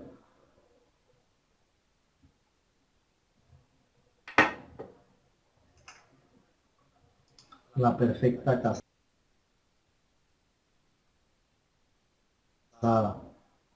A ver, te explico, hijo. El Cantar de los Cantares es de Fray Luis de León. Lo traduce. La es de Fray Luis de León. A la vida retirada, Fray Luis de León. La profecía del Tajo, Fray Luis de León. Ande yo caliente y ríase la gente, Luis de Góngora y Argote. Por lo tanto, muy bien, Michelle. La respuesta, yo caliente y ríase la gente. ¿A quién le pertenece? A Góngora. ¿Ah? Entonces las cuatro primeras le pertenecen las cuatro primeras le pertenecen a Fray Luis de León y Ande yo caliente y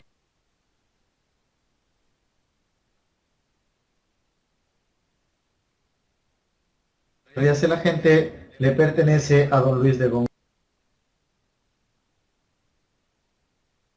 y Argote. Que significa naturaleza ideal. Beatus.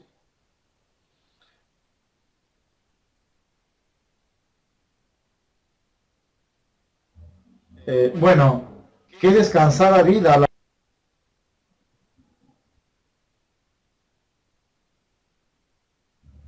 Bueno, yo te expliqué, era una lira. Lo expliqué en la pizarra. De la pregunta número 12. ¿A quién pertenece ese fragmento poético? ¿O a qué obra pertenece? A Salinas, a Felipe Ruiz, La Noche Serena, a La Vida del Campo o de la Ascensión. Que era a la vida retirada y no está. Hijo, yo te dije, es a la vida retirada o también llamada a la vida del campo. Esa es la respuesta correcta. A la vida retirada o también oda a la vida del campo. Veamos otra pregunta. El tema central de oda a la vida retirada. ¿No? A ver, en esta me imagino que ya tienes tu respuesta. Lee detenidamente las alternativas y da la respuesta. La piedad del alma humana, armonía, hambre y ciudad. ¿Cuál sería el tema central de Oda a la vida retirada? Jaime, a ver si das tu respuesta. Los demás también. A ver, los tigres.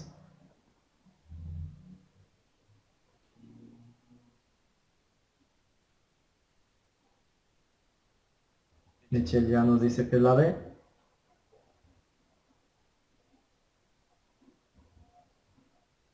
Y la respuesta correcta es la alternativa B. Muy bien, Michelle. Tienes esta como respuesta. ¿Ah? Tiene esa como exaltación a la vida del campo, exaltación a la vida campestre. ¿Tienes otra pregunta? Tipo de estrofa utilizada en Oda a la vida retirada. Ahí espero que todos me den sus respuestas con respecto a ello. ¿Cuál es la estrofa que se utiliza en Oda a la vida retirada? Espero sus respuestas, jóvenes.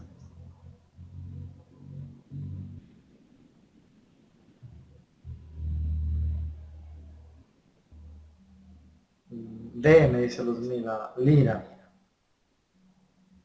Los demás tigres.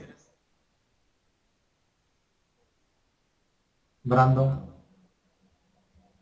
Luzmila nos dice la E, tiene la silva, tienes el soneto, tiene la estancia, la lira y la décima. Muy bien, jóvenes.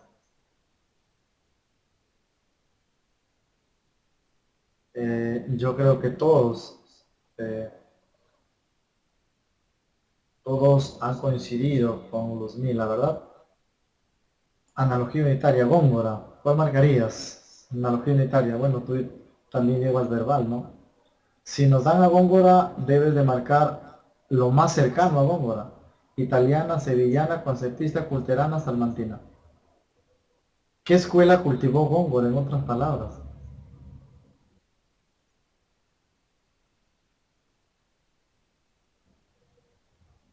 Yo creo que todos dan con la respuesta.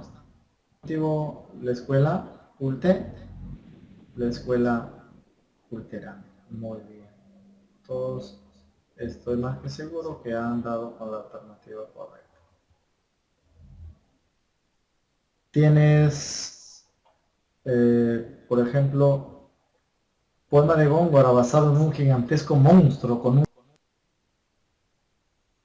un solo ojo. Por ese libro se le llamaron el Horacio Español, perdón. Por ese libro se le llamaba de Góngora basado en un gigantesco monstruo con un solo ojo en la frente, quien se enamoraba de una ninfa porque estaba enamorada del pastor Asis. ¿Ah? Michelle me dice, perfecto, Michelle. La respuesta es la alternativa B. Fábula de Polifemo y Galatea. Muy bien, jóvenes. Poeta que gran parte de su producción lírica es humorista, burlesca, por ejemplo, un soneto a una gran nariz. Bueno, yo te dije quién se burlaba de todo el mundo. ¿Quién fue cojo y se burla de una coja? De la reina Margarita, recuerdo. Escribe el Buscón, los sueños. ¿Cuál sería la respuesta? Michelle, Karina, Sheila.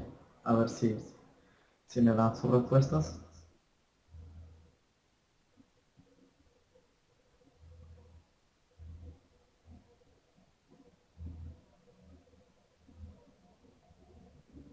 Jóvenes.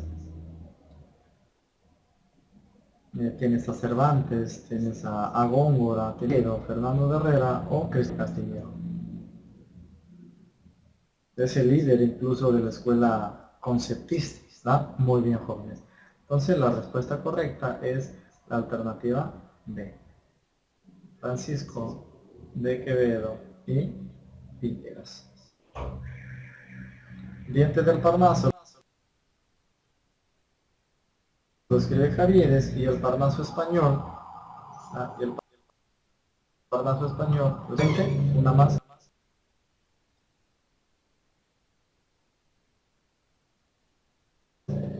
Tanto Góngora como Quevedo fueron poetas antagónicos.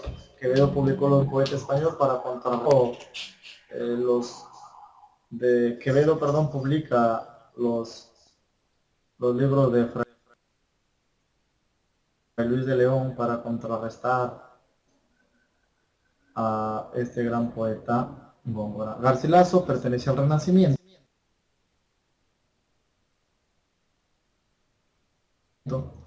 y Góngora, Luis de Góngora, bueno, yo te dentro del siglo llamado Barroco. Muy bien, jóvenes. Espero que haya sido una clase de su agrado. Perfectamente he tratado de hacer lo más importante de lo que es la Edad de Oro. Hablar de la Edad de Oro pues prácticamente es hablar de toda una clase, incluso de unas semanas o de un mes. He tratado de hacer lo más esencial, de hablarte de diversas universidades del país. Muy bien, jóvenes, que tengan muy buenas noches. Si tienen alguna duda, me escribe antes de finiquitar con esta clase.